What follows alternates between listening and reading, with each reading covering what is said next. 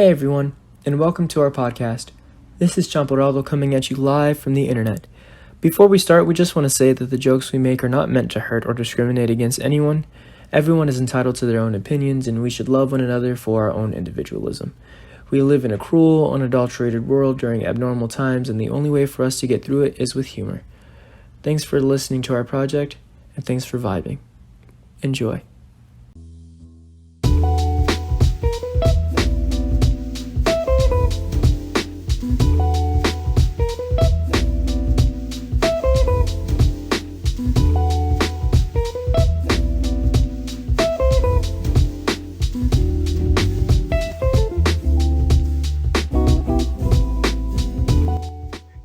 Yo, what's good? Welcome to What's Cooking in the Kitchen with me, Brown Sugar, also known as BS, and my co-host, Champurrado, also known as CH, handling the heat so you don't have to. Today, we'll briefly be talking about the schools to prison pipeline scenario, and we'll ultimately be talking about how our society has social boundaries that make it more difficult for people of color to actually make it to college. And finally, we'll then be talking about our own experiences, our roadmaps, if you will, on how we made it to college. This will be our season finale.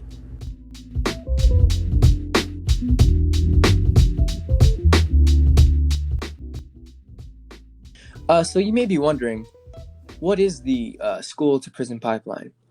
In order for us to actually create a pretty good podcast about this, it would be wise of us to go ahead and provide you guys with an actual definitive description of what that is. So the school to prison pipeline is a process through which students are pushed out of schools and into prisons.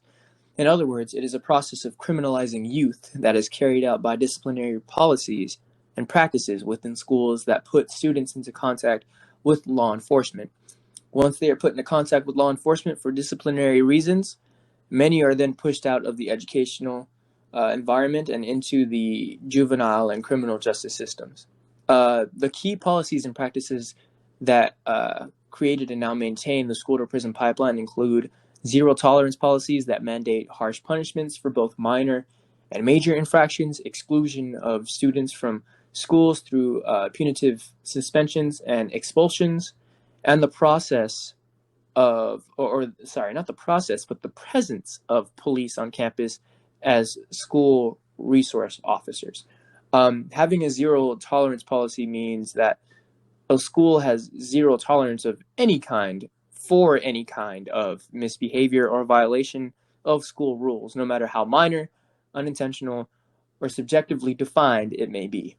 My information comes from thoughtco.com, but this is also something that my mother and a lot of my family members have actually talked about quite often. All right, so my information primarily draws from Race and Racism, A Critical Approach, 2nd edition, by world-renowned author Golosh Boza. We will be discussing socioeconomic status as well as the tracking system. In the United States, parental education, income, and wealth are not distributed evenly. A major factor that can help us understand racial and ethnic inequality in education is overall socioeconomic inequality. For example, one study tracked the college completion rate of youth who were sophomores in high school in 1980.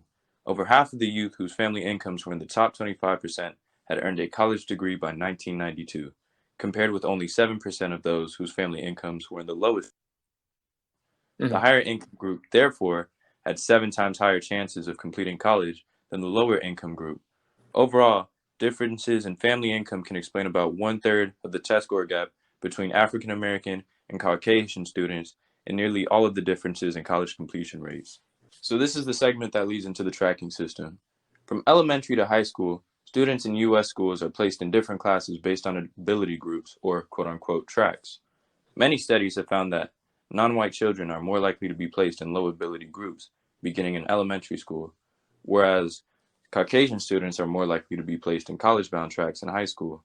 Cow and Thompson, this is a 2003 reference, discussed data from 1997, which reveals that nearly half of Caucasian and Asian students were in college preparatory tracks, compared with about 1/3 of Latinx students and less than 1/4 of Native American students. Another study, based on 1998 data, found that Caucasian students were twice as likely as African American students to be in advanced mathematics courses. This study, however, found that the differences could be explained by accounting for test scores, grades, prior track placement, and socioeconomic status.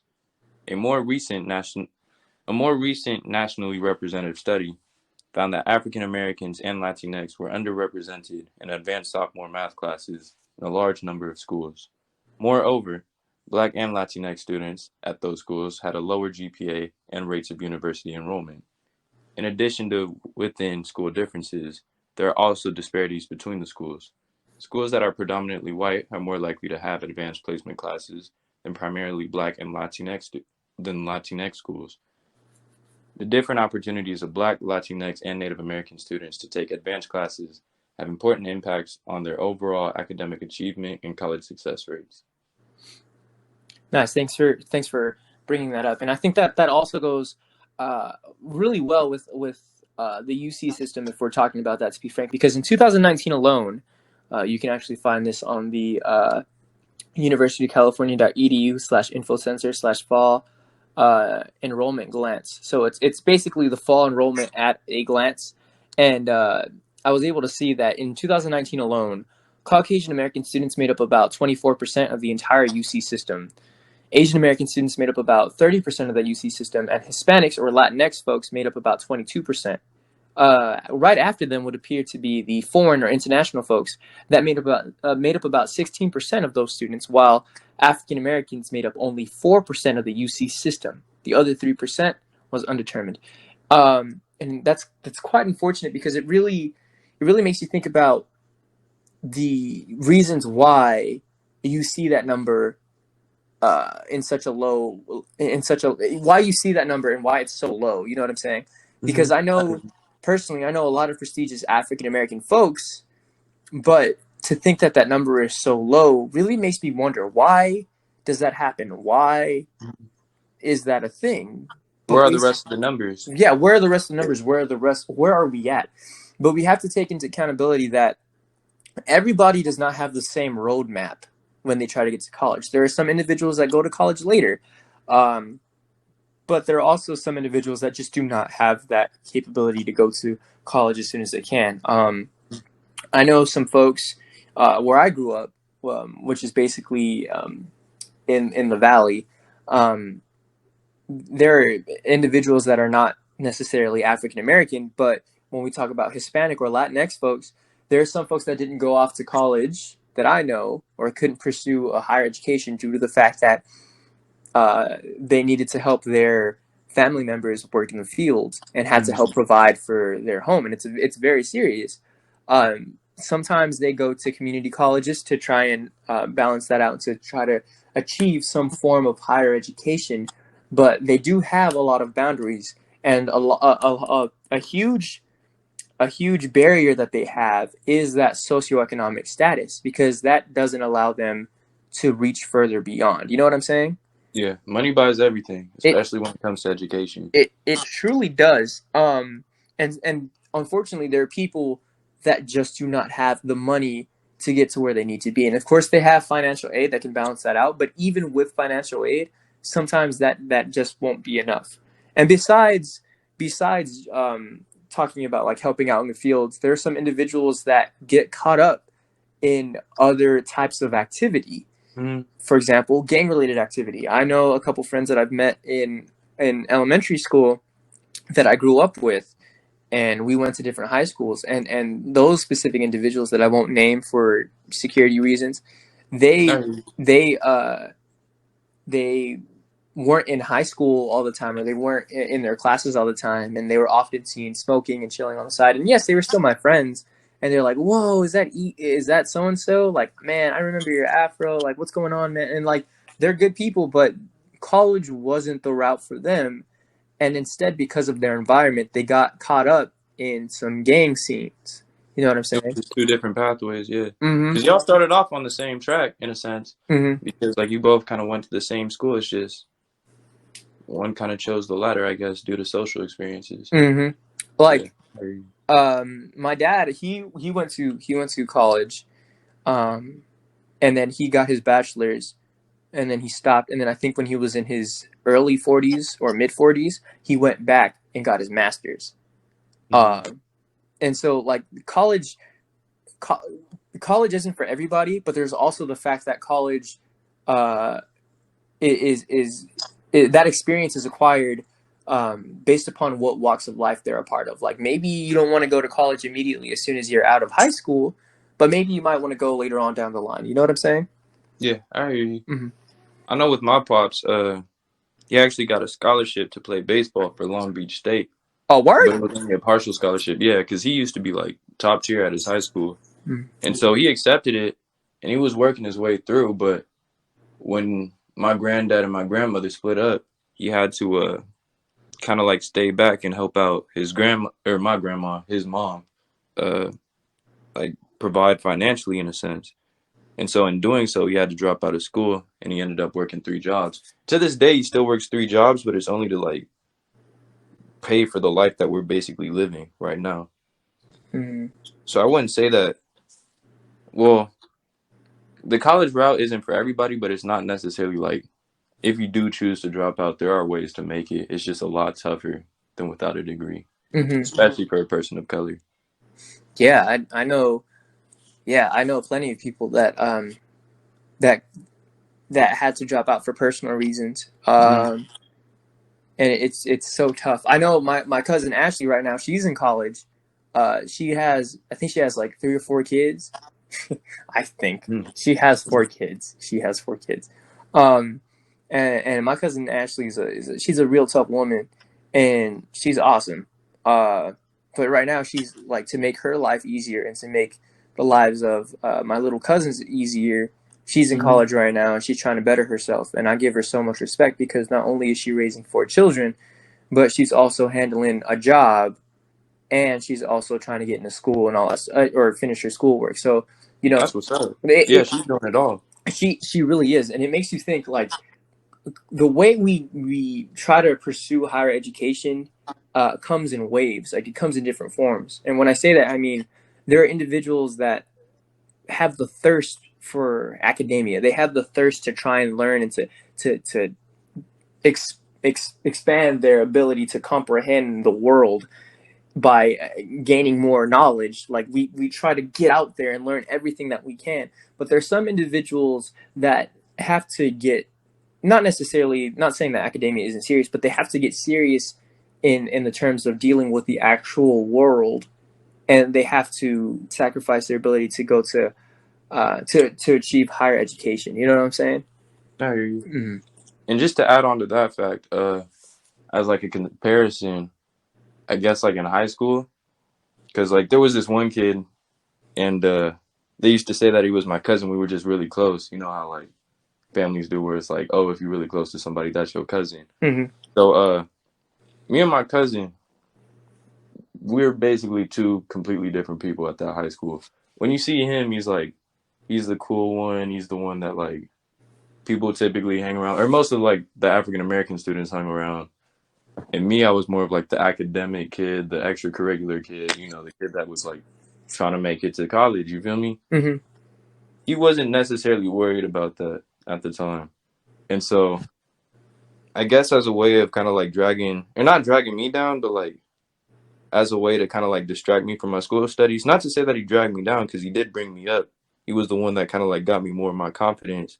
He would be like, "You want to go to school? Like, you want to go to college? Like, you're a loser for that." I was like, for wanting to go to school to better myself in my education? He's like, yeah, dude, like that's kind of lame. I was like, all right, whatever. And so towards the end of the year when we're graduating, he's like, you did all this hard work to graduate and I didn't do anything at all.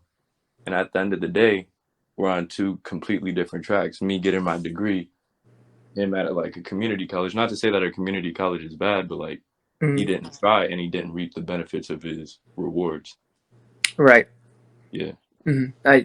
Yeah. Well, and honestly, that's another thing that leads us to contributes to the school to prison pipeline. It's popularity. It's the idea that going to school, like for specifically when we're talking about like African Americans or Black folks, Mm-hmm. growing up, there being smart is seen as not cool. Being Mm-hmm. educated and well equipped to deal with life and other forms of academia is not cool. Um, And to add to that statement, from the research that I gathered, they associate being smart, with whiteness. yeah, with whiteness. Yes, I was about to say that actually, because when I was in high school, I remember there was something that some kid said to me that stuck with me forever. He said, "Dude, you're the whitest black kid I know," and it stopped me in my tracks. And I asked him, "What does it mean to be black? Like, what is it? What does that mean? What do you mean I'm the whitest black kid you know?" And he's like, "I don't know. You're just the whitest black kid that I know." I was like, "What does it mean to be black?" And he's like, I don't know what it is. It's just I don't know, you don't act like a black person. I was like, so what does it mean to act like a black person? You know what I'm saying? Exactly, not It's to abide almost by the stereotype. it's almost as if they want to attribute blackness to being uneducated Or ignorant. or ignorant or riding some form of wave. When in that sense, black people can be and are intelligent. Um, Same thing with Latinx folks, because everybody, regardless of your race, your gender, whatever you are, it does not matter. You can be intelligent. You can find a form of intelligence. But intelligence isn't just about book smarts or street smarts for that matter. There are so many different forms of knowledge that you can that you can take, that you can accumulate, and thus can contribute to society, if that makes sense. I I'm a person who, yes, I may be book smart, but I'm also quite knowledgeable on acrobatics, and I'm quite knowledgeable on how to control the body. Like I'm spatially intelligent, if that makes sense. I hear you. And there's so many different types of intelligence where it's like you can't just associate a certain type of race or ethnic identity with unintelligence, because that's just not true. There was a quote that I remember to some extent. If you if you test something along the lines, I'm totally going to screw this up, but if you test a fish to climb a tree, it will grow up thinking that it's stupid, because a fish can't climb a tree, obviously. Yeah. But if you ask it to swim, it'll think it's the smartest being in the world. You know what I'm saying? And the same thing applies to life. If you ask me about street smarts, um, I'm not quite knowledgeable on that. Or I understand a couple things, but I'm not entirely knowledgeable about that. If you ask me about math, like if you ask me about any calculus question or anything like that, or statistics, like I won't be able to help you. But if you ask me about social issues, if you ask me about civil history, like civil rights history, if you ask me about things that truly contribute to my life, I'll be able to give you an accurate description of everything. You know what I'm saying? I hear you. Yeah.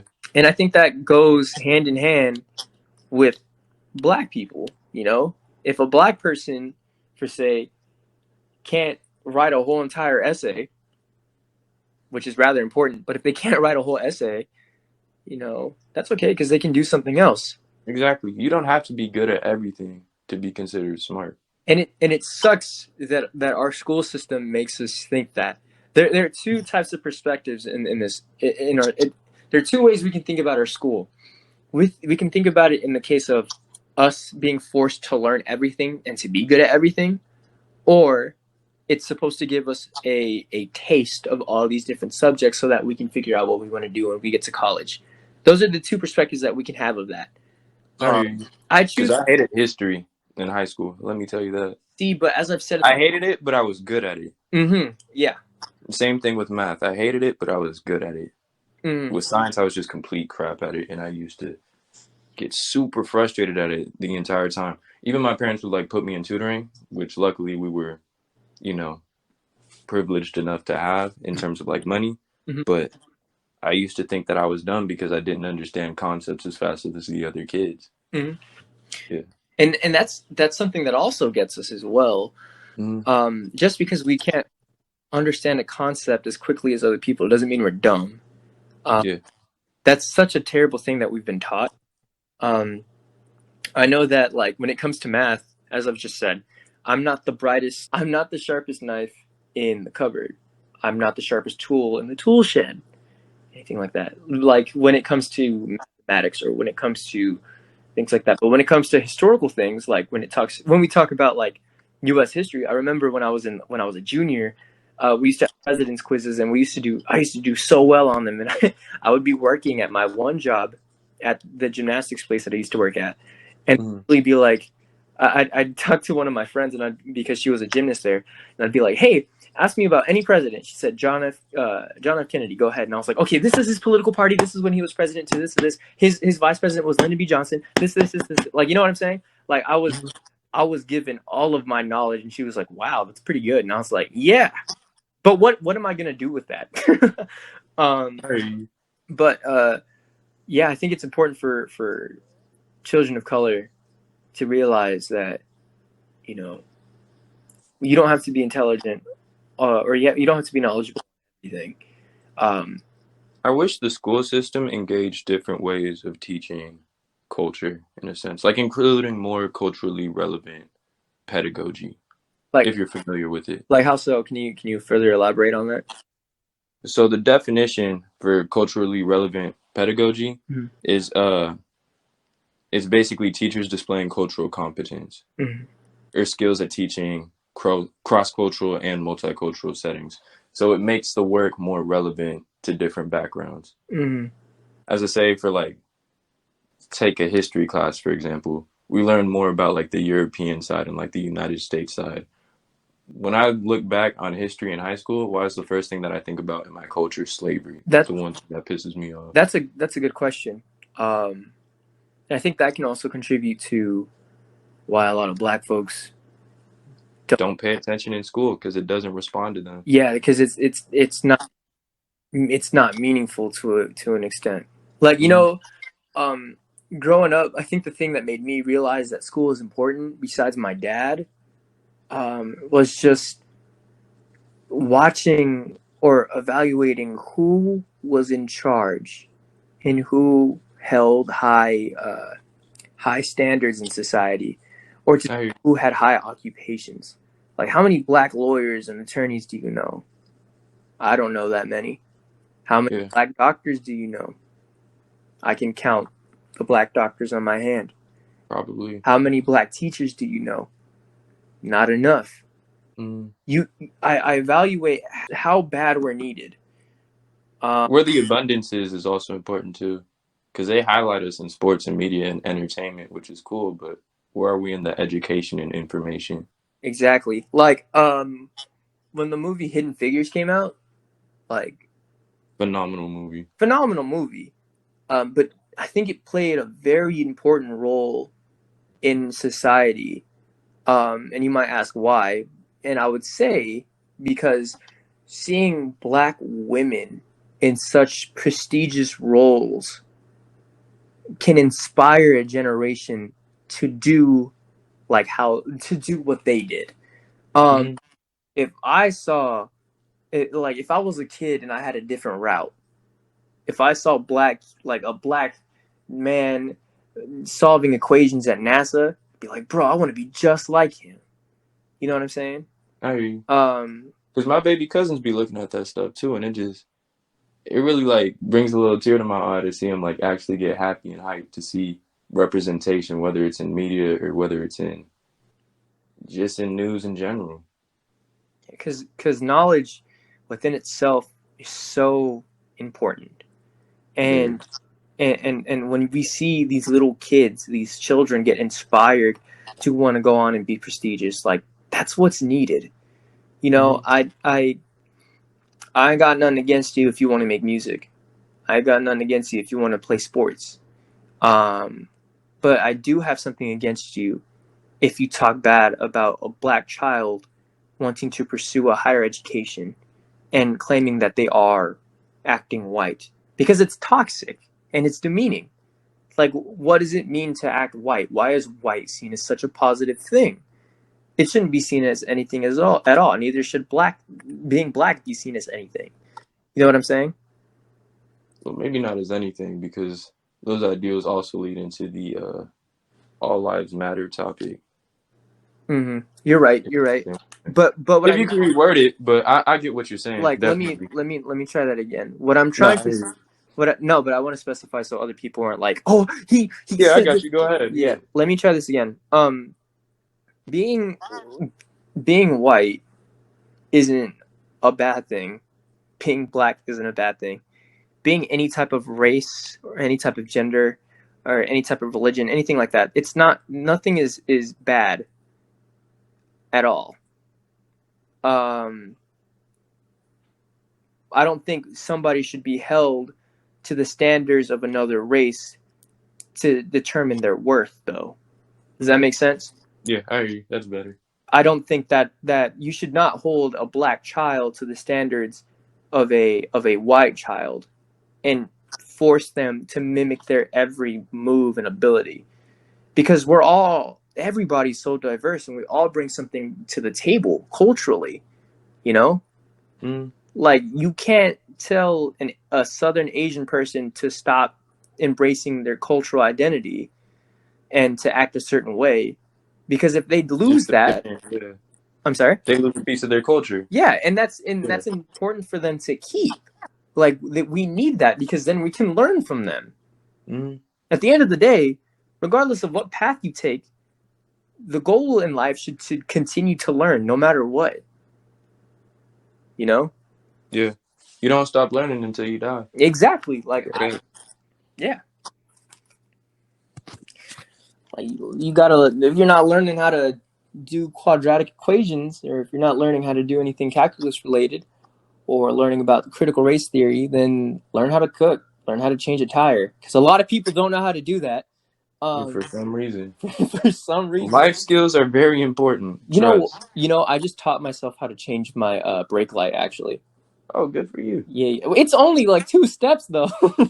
But some people would be like, oh, changing a brake light, that sounds difficult. No, just research it. Take the time to do it. But you have so much knowledge at your fingertips nowadays. Like, if you want to learn how to do something, just look it up on YouTube. Like, honestly. We have something that our ancestors didn't have, the internet. And we have so many resources and so many ways to get to where we need to be. And I guess, Mm-hmm. leading to my next question, like, what was your college experience, or what was your roadmap to college? What was that like? My roadmap to college was basically the same as anybody else's in terms of success. It was do your little college programs, do the extracurriculars, play or participate in a sport, get a job. Uh, yeah, that was about it. Ace all your classes as much as you can. I think I graduated with a 4.0 or something like that. Uh, I was cocky enough to only apply to UCs, which now that I look back on it was kind of stupid. If I could go back and apply, I'd apply to a couple private schools, but we're here now. I was like, considering that my high school had a very low percentage of African American kids, like you could count for there were like 30 students in the class, like for each class, there was probably maybe like 3 or 4 black kids in it. Mm, Yeah, we were a performing arts school, quote unquote. And mm. so my art was graphic design, which I now use to this day. Yes, sir. But yeah, I mean, it comes in clutch, but at the same time, I was like, there aren't people like me. And if there are people like me, either they don't want to help me because they're too high up, or they don't want to help me because they want to drag me down with them. Mm, And that was my struggle, definitely. I feel that. I was the kid in the middle. I wasn't necessarily the one who hung out with the cool kids because they were kind of stuck up. But I wasn't the one who wanted to stick around and hang with the regular school kids, quote unquote, regulars and regular classes because they weren't necessarily pursuing the same path that I wanted to go on to. Right. Yeah. I feel that. Which in turn, can I talk about like we didn't have any honors classes at our school. Mm, So the kids would divide themselves between AP students and regular students. And mm. the crazy thing was that the AP students always occupied like the nicer parts of the school, but like the regular students would hang out like by the cafeteria where it was kind of dirtier, and like even the disabled kids like they wouldn't go up to like where the AP kids were because they didn't want to hang out with them, which I thought was super messed up. Yeah, that Yeah. is really messed up. That's like It's basically school segregation. Segregation, yeah, based Yeah, I was upon like, it's ugly. yeah, segregation based upon GPA. GPA or what? Uh, what would I even call that? Like, discipline? Class structure, discipline. I don't know, Because bro. I would okay. Because I will say this: when I was growing up, Mm-hmm. okay, there were I was in when I was a freshman. I took CP or college prep classes, like the original like regular classes, right? I hear you. And then like for my first semester, and then when I hit my second semester, that's when they realized, hey, this kid's kind of smart, and they put me in AP classes or Mm. honors classes. Like when you were a freshman and a sophomore, you were only in honors classes, and then when you went on to your junior and senior year, that's when I got like AP classes and stuff like that. I I hear did you. take AP World History in my sophomore year, but what I was gonna say was when I was with the AP kids, if you took AP classes, you would see the same kids in all of your classes. Like Mm-hmm. it would be the same groups, you'd make the same friends, and then there would be an entire group of people that you didn't even know, like an entire section of the school in your class that you weren't They were aware of. excluded. Yeah, I remember Um, that. like the only time that you met kids that weren't in AP was after school or in like a after school some form of extracurricular activity or Or in PE. PE. There you go. Yeah, I was Yeah. just about to say, man, Yeah, that's I so. yeah, I was chilling with all the AP kids. I was one of the only black kids in AP. Mhm. Mm. Yeah. Um I mean, it's a good feeling in terms of representation, but at the same time, like, who do you turn to? exactly. And honestly AP There wasn't a kids, lot of black faculty either, like counselors either. we only had one black teacher at my high school, Mm. which is Only one teacher, like not even like a counselor, just we had did we have a black counselor? I don't think we had a black counselor. We had one black teacher. Yeah, that's it. We had one black teacher, damn. and he was a gentleman that believed that racism didn't exist. Well, that's even worse. I was like, well, Yeah, so we were in a bad spot. But also, the thing is, what I was going to say about the AP kids, like they're so smart and so intelligent, but they're very lazy. Um, mhm. I've noticed that when I was in AP classes, like those kids are really lazy, and then when the substitute teacher would always come in, like our teachers or our kids, like the kids that I was with, like they would always just like mess around and stuff like that. They Uh, were naturally gifted, so they didn't necessarily have to try in school. that was probably the thing that separated me from most AP kids. They didn't have to try, and Mm. for a portion of it, I didn't really try as hard as I wanted to. But the thing is, like, their ability of not trying was different from my ability of not trying. Like, I didn't try and I'll get a B plus. They wouldn't try and they'd get an A plus. Yeah, So I they were, hear that. and I was like, bro, I'm blown away. And then when I would try, I would get to an A or an A plus to where they were, but they didn't have to try. Mm. But I They think did it in 5 minutes, and it took you 50. exactly. And Yeah. the thing that makes me stand out from the AP kids in my school, or at least I'd like to think, was just my relentlessness to not give up. Um, I from my last year because I knew getting to college was going to be hard, and I knew I needed to stand out to get to a UC of some magnitude or to some Cal State. I had to. Um, I started a club on campus. I started the BSU on campus. I had two jobs. I was a Spider-Man impersonator. uh, what else? A Spider-Man impersonator on the weekends for kids' birthday parties. Mm. And then I was a gymnastics coach, an acrobatics coach, and tricking coach. If you don't know what tricking is, look it up. Um, it's a fun He sport. does cool flips and stuff. It's Yeah, dope. yeah, it's cool. But that's so I had those two jobs. I had the BSU. I was in track for my last year of high school, which wasn't that great. I was okay, and then I was the mascot for the last 3 years of my high school experience. The best mascot in the valley, you bet. What mascot was it? I was a knight. That's kind of lame. No, I'm just playing. Bro, you know what? Hold on. For the BSU, I wanted to name it. I wanted to name the BSU Kobe because it was Knights of Black Excellence.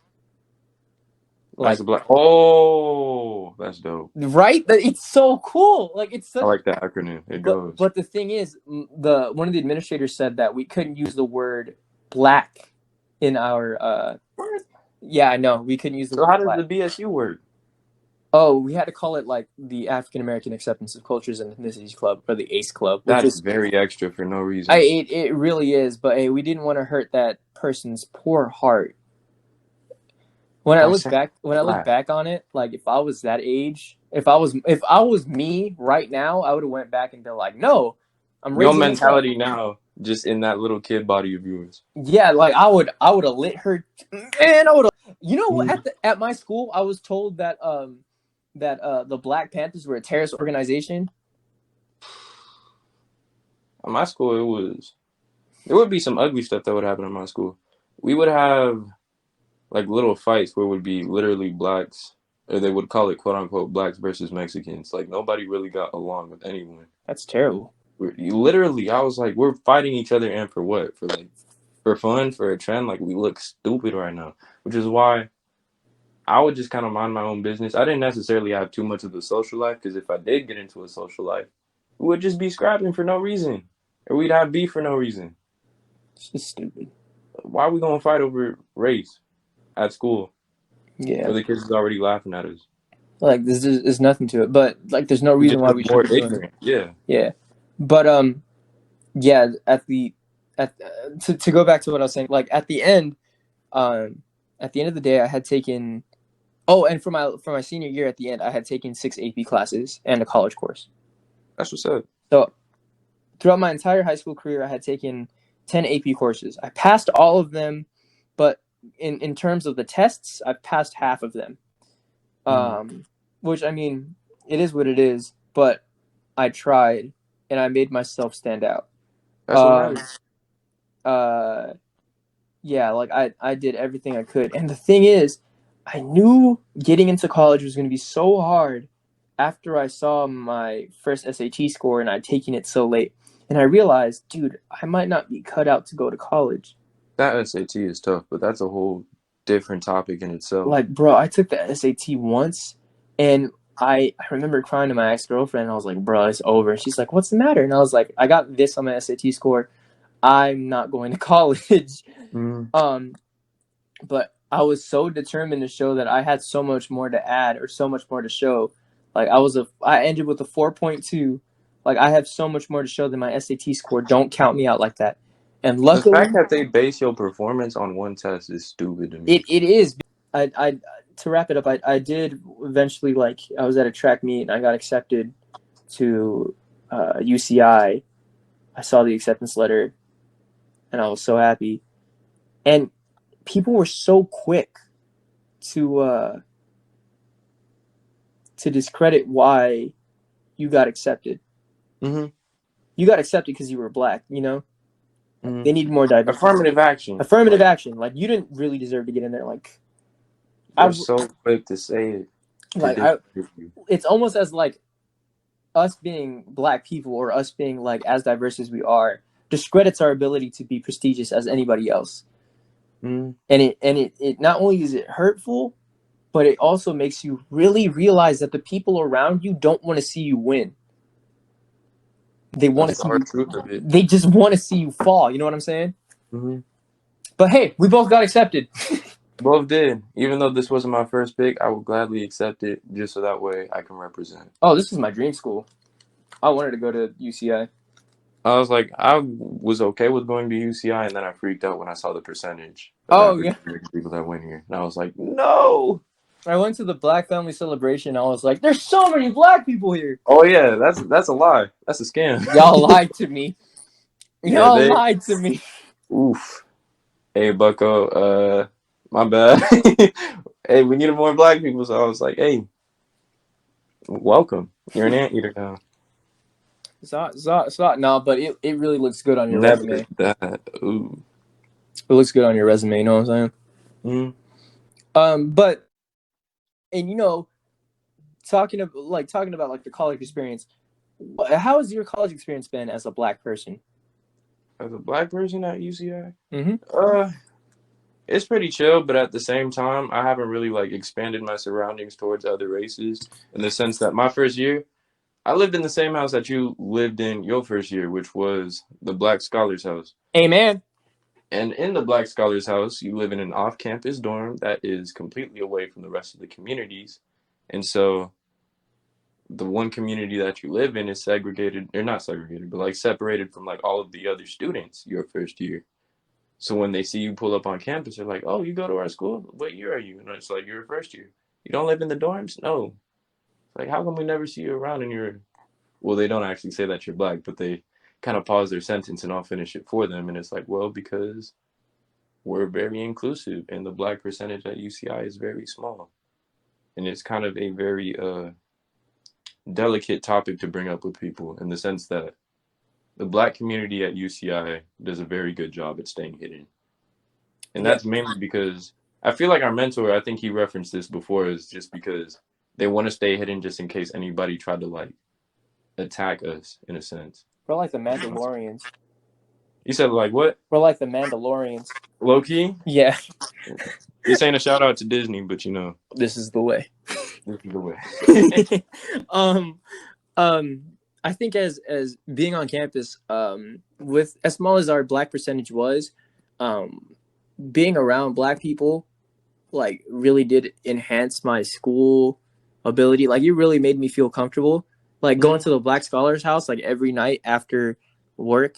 Like that's not to say that like, hey, I wouldn't want to be around any other race or anything like that. But being around other people that understood me and my lifestyle that I haven't been given the ability to experience before in my life, like it felt more at home than home did at a moment. It Because felt like family. yeah, because like, and that's not to say my home is not a home, because my home is a home, but being there gave me it felt like a second home because I felt protected and I felt like everybody there was, as you said, like family, like and we learn from each other in so many ways. Like as I've said, I'm half Black, I'm half Mexican, and I get to give my Mexican culture to those Black individuals, and they get to teach me about Nigerian culture, and someone else gets to teach me about Ethiopian culture, and someone else gets to teach me about what Inglewood is like.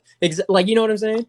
Yeah, I mean, we all come from different backgrounds. Might as well learn from each other. And it's so awesome. That's school for you.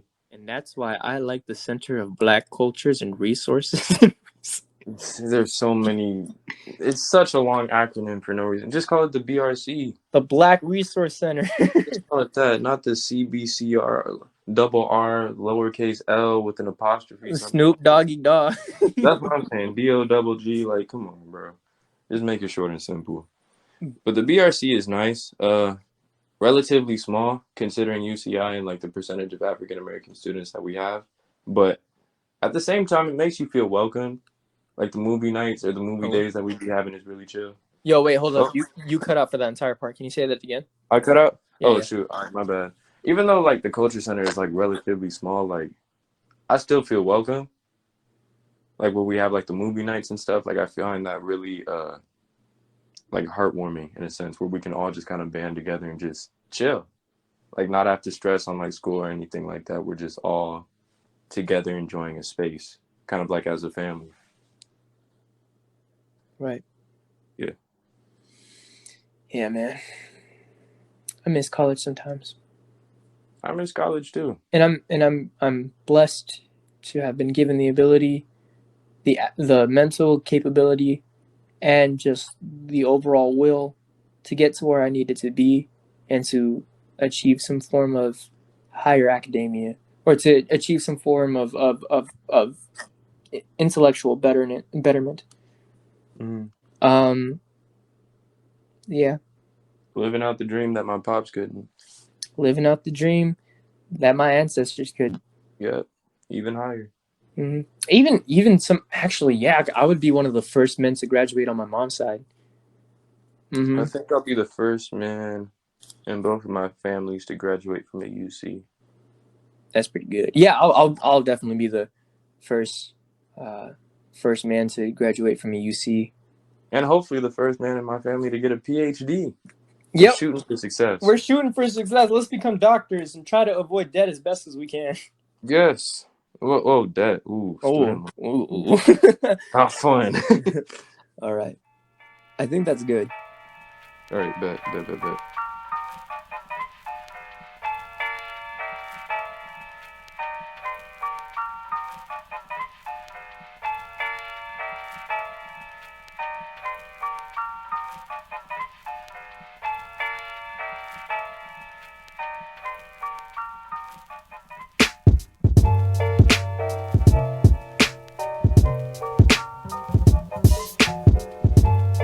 Thank you all for watching.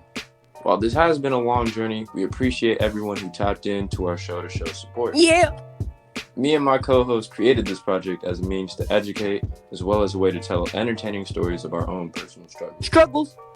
While we do recognize each other's strengths and weaknesses, we also recognize the strength of our community that has helped us reach our goals. We got goals. For that, we thank you for everything that you are and for everything that you mean to us. Thank you so Love much. you. We appreciate you. We love you all.